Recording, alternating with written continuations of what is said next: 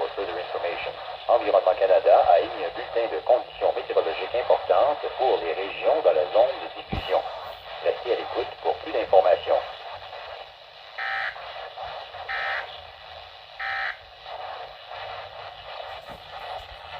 Environment Canada has issued a severe weather bulletin for Southern Ontario at 12:33 p.m. Eastern Standard Time, Saturday, December 28, 2019. A freezing rain warning is continued for York, Durham,